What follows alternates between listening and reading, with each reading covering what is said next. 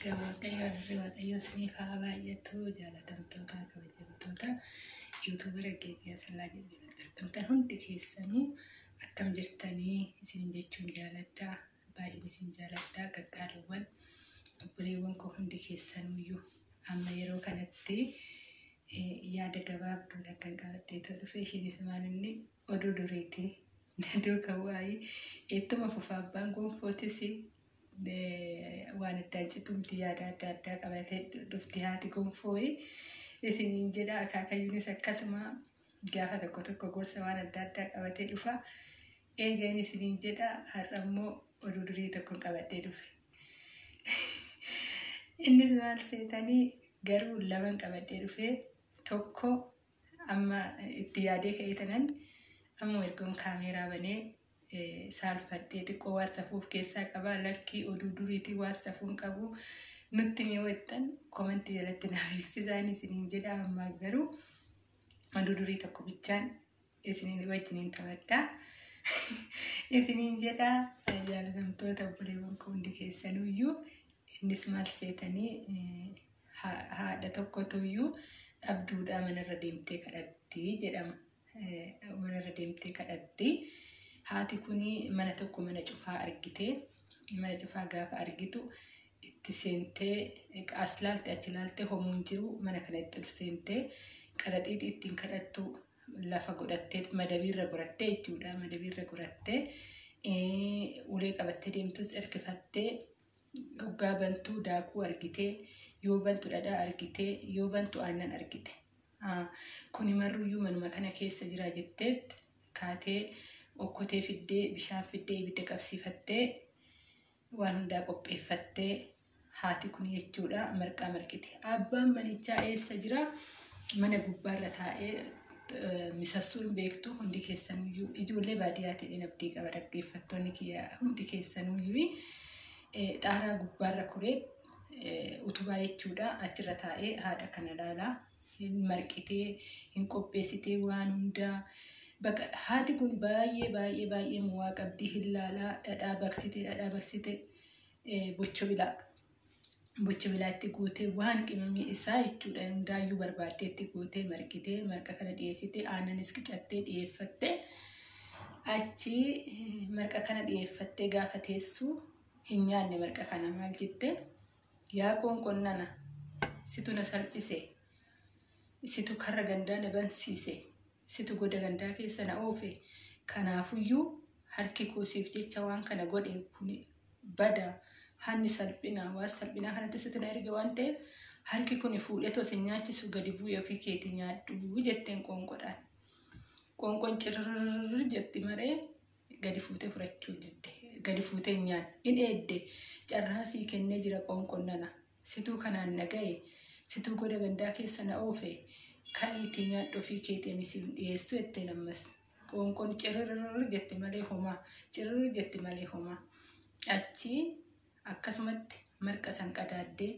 gwaadaa keessa gootee okkotees dhiqxee gadi gombiftee fi dhadhaa hafes qadaaddee kanaafuu situ na salphise waan ta'eef harki koo fuudhee tosiisin nyaachisu nagaatti ettee baate haati sun erbee ofii uffattee qaraxiixii ofii fannifattee ulee ofii qabattee deemte kara kadhaashii jechuudha kara kadhaashii hin deemte yoo ishiin kadhaa deemtu namichi kun ammallee achumarra taa'e achirraan buune hin taa'e amma haati manaa isaa dhufte urufaa jechuudha yoo dhuftuu alumaa urgaa argitee mana seentee ateetiin tiyyana dura galtee mana naa urgeessitee jettee as lilchitee meeshaa bantee yoo argituu dhokkoteen dhiqamtuudha yoo dhattu argituu milijjaan itti hojjetame hunduyyuu boota sirriitti qulqullaa'ee jira gaadaa ugaa seentu marqaan marqameera essee ateeteetoo ateeteetoo dura koo galtee marqaa marqitee marqa qopheessitee na eeddee akkanatti marqa kana fakkaatu kana marqitee na eeddee jettee ililchitee gammaddee abbaan manaa sun achumarra taa'etuma ishii ilaala ammas ililchitee geejjifattee dhaanna ho'as deebitu aannan illee kubbaayyetti nammee jira enti ateeteetoo namni ateetee akka kootii qabu jira jettee itti gammaddee aannanis fidattee marqaas qabattee teessee nyaatte haati kun haati manaa namichaa jechuudha. Teessee marqaa san ishii nyaattee waggaa quuftuu achumarraa gadi bu'ee kuuttu ati. Bakka ishii kana ati kadhachuu qabda. Isheen haadha mana kanaa ta'uu qabdi jedhee ishee san duuka fiigee qabee deebisee kallee ishiin uffattu san jechuudha. Itillee kan irbee jedhama. Isa sanirraa fuudhee haadha manaa isaa itti uffisee ulee san ishiitti kennee qaraxiitii san ishiidhaaf fannisee ati deemii kadhadhu. Ati immoo haadha mana kanaa ta'e kuututi jedhee ishiitti uffata sanirraa baasetti kaayee sun uffata san uffattee deemtee jedhama. Kanaafiyyuu ammaaf kanan qabadhe oduun durii tokko kanaadha. Maaliifin kana dhiyeesse wettan shamarran koo baay'inaa shamarran waan taaneefuyyuu har'allee dhiirri qormaata duubatti hin deebi'u. Haadha manaatillee hiikuu baatu qormaata adda addaatii dhiirri ammallee oduu durii kanaan wal qabatee waa tokkoon dubbadha waa'ee dhiiraa. Dhiironni ammallee jechuudha. Jijjiirama waa'ee dhiiraa baay'ee dubbadhe tanaan durallee jijjiirama sammuu tariitii jechuudha. Bal'isanii yaaduu irratti malee waan kara biraatiif qormaata dubartii waa hunda duubaa fuuldura laallattu ammallee inuma qoru dhiironni jechuudha. Mana ofiitillee diiguu baatan. Kanaafiyyuu shamarri keenya naannoo keenyatti hawaasa wajjin jiraannu keessatti tanaan durallee dubbadhee jira waan kana waan ta'eefiyyuu kunuunsa haa goonu jireenya keenya irratti jechuun jaaladha. Kanaafiyyuu waa laman qabadhee tureeyyuu tokko xiqqoo safuu of keessaa qaba. Ammas deebi'een isiniin jedha yoo lakkii rakkoon qabu oduu duriitiin dhiyeessu jettan fanneessa komentii keessan jalatti nu beeksisaa jechuun jaaladha. Kabajamtoota hordoftoota koo hundi keessanuyyuu ammas irra deebi'ee guddaan isin jaaladha, guddaan isin kabaja jechuun jaaladha.